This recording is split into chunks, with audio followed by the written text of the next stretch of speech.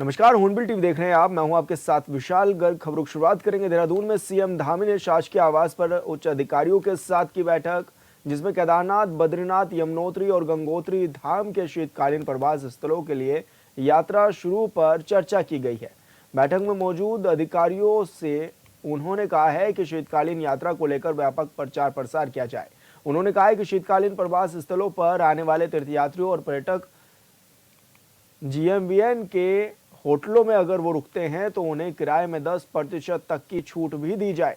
इसके साथ ही सीएम धामी ने बैठक में रजत उत्सव सशक्त उत्तराखंड योजना की अल्पकालिक और दीर्घकालिक योजनाओं की भी समीक्षा की है।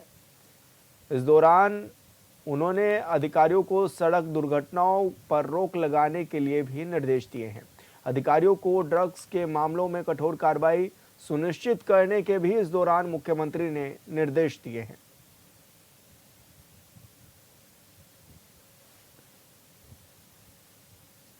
और संवाददाता अरुण सैनी हमारे साथ फोन लाइन पर जुड़ गए हैं। अरुण, क्या कुछ जानकारी मिल रही है? किस तरह की ये खास बैठक भी मानी जा रही है?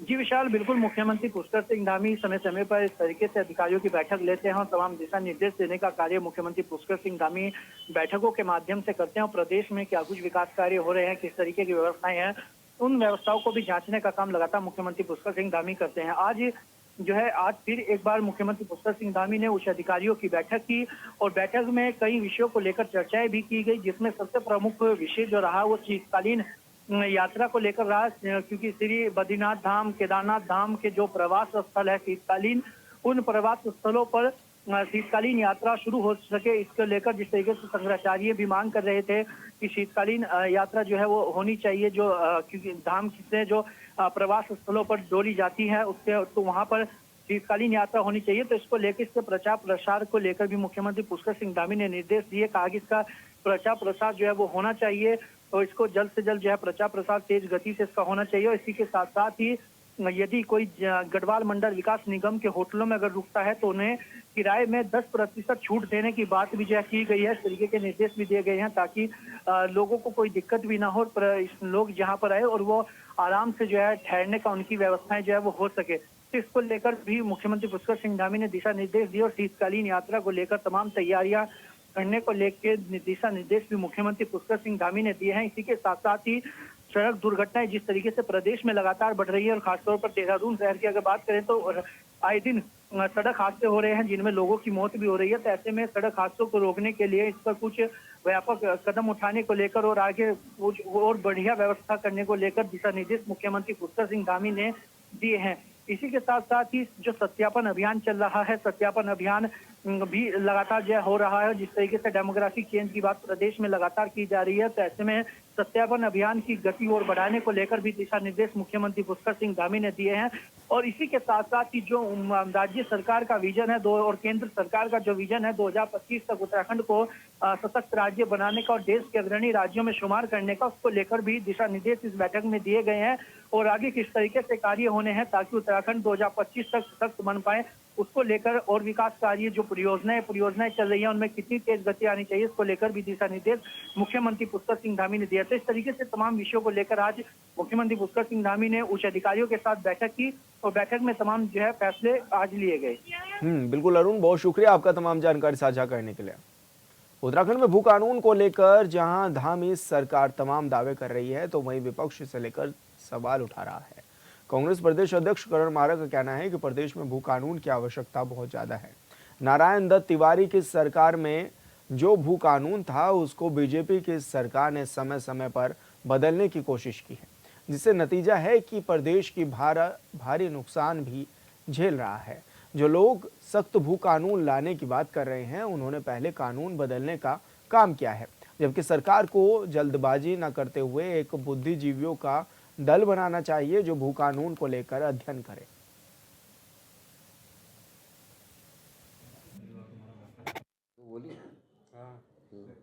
पहले तो भू कानून की आवश्यकता बहुत ज़्यादा है और पंडित नारायण दत्त तिवारी जी ने जो भू कानून लाए थे वो बहुत इम्पोर्टेंट था।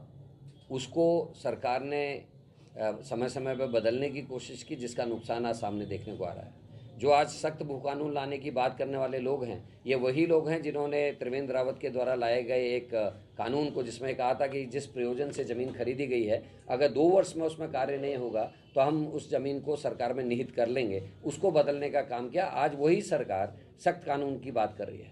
मेरा ये मानना है कि सरकार को जल्दीबाजी नहीं करते हुए एक ऐसा दल बनाना चाहिए जिसमें सभी किस्म के बुद्धिजीवी, हर बात को मानने वाले बुद्धिजीवी लोगों का एक दल हो, जो विभिन्न राज्यों में जाकर जब जब भू कानूनों को गठित किया गया, बनाया गया, उसके क्या अच्छे परिणाम आए और क्या दुष्परिणाम आए उसका। राज्य में इस बार सूखी ठंड से लोगों को परेशानियों का सामना करना पड़ रहा है। बढ़ती ठंड की वजह से लोगों को सांस और दिल की बीमारियां बढ़ रही हैं। सांस रोग विशेषज्ञ डॉक्टर अनुराग अग्रवाल का कहना है कि प्रदूषण की वजह से भी लोगों को सांस लेने में तकलीफ हो रही है। वहीं दूसरी ओर कार्डियोलॉजी विभाग के एचओडी डॉक्टर अमर उपाध्याय का कहना है कि सर्दियों के दौरान दिल की बीमारी के मरीजों में 10 से 30% तक इजाफा हो जाता है।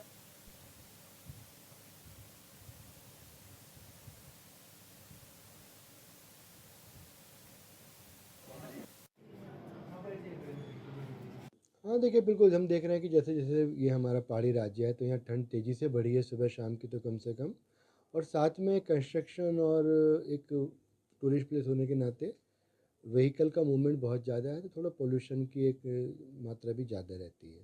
तो ऐसे में जो हमारा स्मोक और फॉग मिलकर स्मॉग बनाता है, वो सांस के मरीजों के लिए बहुत ही घातक सिद्ध होता है। उसमें जो ठंडी हवाएं सांस की नली में जाती हैं तो वो संकुचन बनता है, उससे सांस फूलने की बीमारी होना, उससे खांसी बलगम बना रहना, उससे बलगम की और अधिक मात्रा बनना, ये सब बीमारियों से मरीज ग्रसित रहते हैं। आम तौर पे सर्दियों में वातावरण का तापमान चूँकि कम होता है तो हमारे शरीर का तापमान मेंटेन करने के लिए जो चेंजेस आते हैं हमारे बॉडी के अंदर, उसी की वजह से हार्ट की बीमारियों में इजाफ़ा होता है और हार्ट के मरीज़ों में भी इजाफ़ा होता है। तो ठंड से बचने के लिए हमारे शरीर में जो बदलाव आते हैं उसमें से जो सामान्यतः बदलाव हैं वो ये हैं कि ब्लड प्रेशर बढ़ जाता है, धड़कन बढ़ जाती है, थोड़ी बहुत खून में थक्का बनने की प्रवृत्ति भी बढ़ जाती है। तो इन सब वजहों की वजह से, इन सब वजहों के कारण हम हार्ट की बीमारियों के चांसेस बढ़ जाते हैं। भूबैकुंठ नगरी श्री बद्रीनाथ धाम के श्री कपाट शीतकाल के लिए आम श्रद्धालुओं के दर्शनार्थ बंद होने के बाद शेष शीतकाल के लिए भगवान श्री हरि नारायण प्रभु के दर्शनों का पुण्य लाभ श्रद्धालु पांडु श्री बद्री विशाल जी के अग्रज सखा और बद्रीश पंचायत के वरिष्ठ देवता उद्धव जी की शीतकालीन गद्दी स्थल पांडुकेश्वर में स्थित योग ध्यान बद्री मंदिर पहुंचकर ले रहे हैं। यहाँ शीतकालीन गद्दी स्थल पर सुबह से ही शामकालीन नित्य दैनिक पूजाएं और योग प्रसाद की प्रक्रिया संपादित हो रही हैं।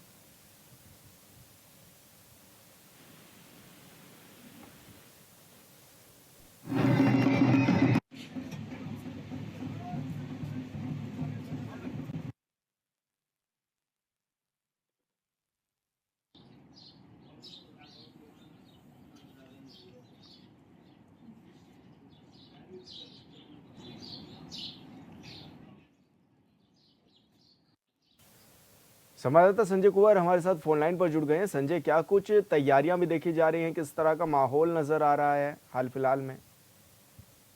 देखिए, चारधाम की जो ग्रीष्मकालीन यात्रा है वो समाप्त हो चुकी है। इसके बाद अभी जो प्रदेश सरकार है वो शीतकालीन यात्रा की पहल अब शुरू करने जा रही है, क्योंकि अभी जो नगर पालिका के चुनाव भी होने हैं, लिहाजा थोड़ी देर से इस बार शीतकालीन यात्रा को लेकर के सरकार संजीदा हुई है। लेकिन आज जो शीतकाल में जो श्रद्धालु जोशीमठ बद्रीनाथ से लेके हनुमान चट्टी तक की यात्रा करने के लिए आते हैं, वो उन श्रद्धालुओं के लिए एक अच्छी खबर है कि जिस तरह से शीतकालीन पूजाएं जो भगवान बद्री विशाल की पांडुकेश्वर योगध्यान मंदिर से जो है नरसिंह बद्री में संपादित की जाती है, तो निरंतर चली आ रही है। और भगवान उद्धव जी जो भगवान बद्री विशाल भगवान के जो अग्रज हैं, वो शीतकाल की गद्दी में पांडुकेश्वर योगध्यान बद्री में निवास करते हैं। साथ ही जो दूसरे जो देवगण है, कुबेर जी भगवान के खजांची माने जाते हैं भगवान विष्णु के, तो वो भी अभी शीतकालीन प्रवास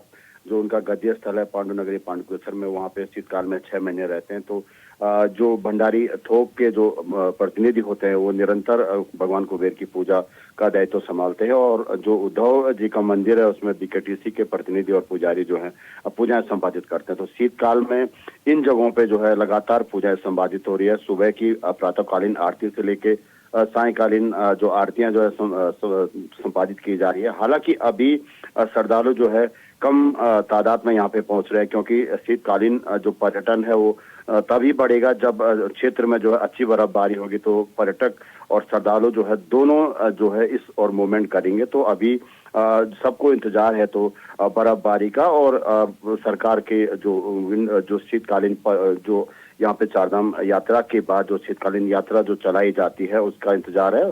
उसके बावजूद भी जो लगातार श्रद्धालु जो है पांडुकेश्वर तक जो भगवान बद्री विशाल की कपाट बंद होने के बाद जो पुण्य लाभ यहाँ पे अर्जित होता है उसको अर्जित कर रहे हैं। और सायकालीन आरती में लगातार 100 से 150 श्रद्धालु जो है जोशीमठ के नरसिंह मंदिर और जो पांडुकेश्वर में योगदान बद्री और कुबेर मंदिर में लगातार पहुंच रहे हैं। जी संजय, क्या माने जिस तरह से राज्य सरकार ने अब ये फैसला भी लिया है और अब इसको प्रमोट भी किया जा रहा है कि शीतकालीन यात्रा चले उत्तराखंड में, तो क्या माने पहले का नजारा क्या था और अब का नजारा क्या है? कितना अंतर नजर आ रहा है दोनों में? जी देखिए, पहले ये कहा जाता है कि भगवान के कपाट जो है कभी बंद नहीं होते हैं। ये एक प्रक्रिया है, क्योंकि शीतकाल में काफी बर्फबारी हो जाती है केदारनाथ धाम में, बद्रीनाथ धाम में। तो लिहाजा 6 महीनों के लिए अवरुद्ध वहाँ पे आना जाना रहता है, तो कपाट हमारे लिए बंद रहता है। लेकिन निरंतर वहाँ पे पूजाएं जो संपादित की जाती है, हालांकि वो गुप्त पूजाएं होती है। पारंपरिक रूप से अभी भी देव ऋषि नारद जो हैं देवताओं के प्रतिनिधि वहाँ पे 6 माह के लिए पूजा का भार संभाल रहे हैं। लेकिन शीतकाल में जब उनकी जो गद्दियां हैं जो शीतकालीन प्रवास स्थलों में आ जाती है, तो एक शंकराचार्य जी की समय से परंपराएं चली आ रही है कि शीतकालीन गद्य स्थलों में ही शीतकालीन दर्शन जो है भगवान के किए जाते हैं। तो कुछ वर्षों तक तो ये प्रक्रिया चल रही थी। सरकार संजीदा थी कि उस तरह की अवस्थापन सुविधाएं जो शीतकाल में यहाँ पे अगर श्रद्धालु पहुंचेंगे तो किस तरह की सुविधाएं उनको चारधाम यात्रा की तरह सुविधाएं दी जाती थी। तो अभी जो शंकराचार्य जो ज्योतिषपीठ के शंकराचार्य है वो अभी 15 और 16 दिसंबर से एक बार फिर ये शीतकालीन यात्रा का जो है सूत्रपात करने जा रहे हैं। तो इसके बाद ही देखना पड़ेगा कि इस क्षेत्र में शीतकालीन यात्रा कितनी जो है चरम पे आती है। जी बिल्कुल संजय, बहुत शुक्रिया आपका तमाम जानकारी साझा करने के लिए। उत्तराखंड में अगले महीने नगर चुनाव कराने की तैयारियां हैं, लिहाजा एक तरफ निर्वाचन आयोग तैयारियों में जुटा है तो दूसरी तरफ राजनीतिक पार्टियां भी तैयारियों में जुट चुकी हैं। कौन प्रत्याशी कितना खर्च कर सकता है ये भी आयोग ने तय कर दिया है। और इन सब के बीच बीजेपी और कांग्रेस में इस बात को लेकर बहस हो रही है कि बीजेपी किसे चुनाव लड़ाएगी और किसे नहीं। तो लगातार ये सवाल अब खड़े हो रहे हैं और ऐसे में कांग्रेस का आरोप है कि बीजेपी ने लोकसभा चुनाव पहले दूसरे दल के नेताओं को चुनाव लड़ाने का वादा किया था और अब पार्टी जिताऊ प्रत्याशी खोज रही है, लिहाजा पार्टी में बवाल तय है कि ऐसा कोई बहुत मेजर इंक्रीज नहीं है पिछली बार से। और महंगाई दर, जैसे मैंने आपसे कहा, महंगाई दर के हिसाब से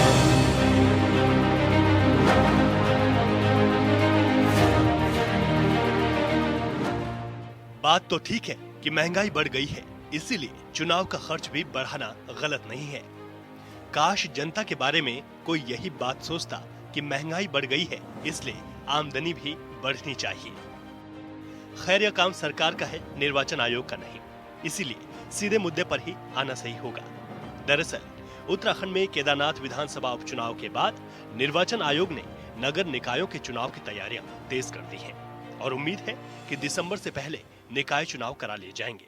आयोग ने यह भी तय कर लिया है कि कौन प्रत्याशी कितना खर्च कर सकता है। देखिए, अगर हम पिछली बार की तुलना भी करें 2018 से लेकर अभी तक की, तो मुझे नहीं लगता कि ऐसा कोई मल्टीपल टाइम्स इंक्रीज किसी भी जगह पे हुआ हो। हमने उसको जस्टिफाई किया है। जैसे कोई बड़ी निकाय है, बड़ा नगर निगम है, तो उसमें देखिए 100 वार्ड्स हैं देहरादून के, और किसी एक ऋषिकेश में 40 वार्ड हैं।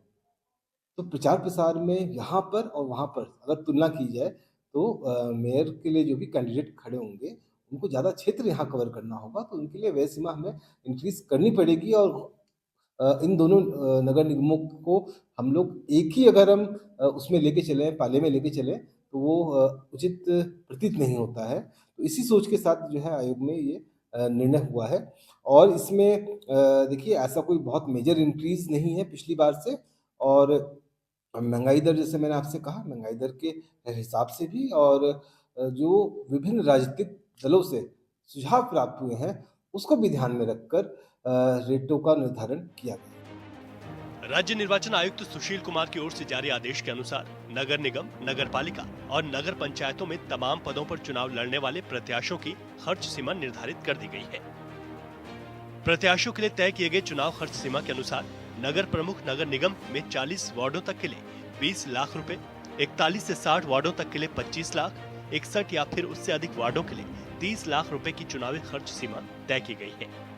इसके साथ ही उप नगर प्रमुख नगर निगम के लिए 2 लाख रुपए और सभासद नगर निगम के लिए 3 लाख रुपए तय किए गए हैं। इसके साथ ही अध्यक्ष नगर पालिका परिषद में 10 वार्ड तक के लिए 6 लाख रुपए और 10 से अधिक वार्डों के लिए 8 लाख रुपए तय किया गया है। पूर्व में नगर प्रमुख नगर निगम जो मेयर का पद होता है, इसके लिए 16 लाख की एक व्यय सीमा थी, जो कि एक फ्लैट थी चाहे वो 40 वार्ड्स का आपका नगर निगम हो, चाहे 60 का हो, चाहे 80 का हो, चाहे 100 का हो। तो उसमें भी एक आवश्यकता महसूस हुई कि इसमें एक स्लैब होना चाहिए, तो हम लोगों ने इसको 3 स्लैब्स में जो है बाइफरकेट कर दिया गया है। तो जो 40 वार्ड तक के हमारे नगर निगम होंगे, उसमें 20 लाख अधिकतम व्यय सीमा रहेगी। जो हमारे 41 से लेकर 60 वार्ड्स होंगे, उसमें 25 लाख की अधिकतम व्यय सीमा रहेगी और जो 61 वार्ड्स एवं इससे अधिक जहाँ पर भी होगा जिस निगम में, वहाँ पर अधिकतम सीमा हमारी 30 लाख की रहेगी। इसी तरीके से हमारे उपनगर प्रमुख जो है उसमें हमने कुछ चेंजेस नहीं किए। 2 लाख पहले भी था, 2 लाख अभी भी रखा है हमने। सभासद नगर निगम के लिए हम लोगों ने जो है इसको 3 लाख कर दिया है। अध्यक्ष नगर पालिका परिषद के लिए हमने जो अधिकतम व्यय सीमा है ये 2 कैटेगरीज में बाँटी है। पहले भी 2 कैटेगरीज में हुआ करती थी।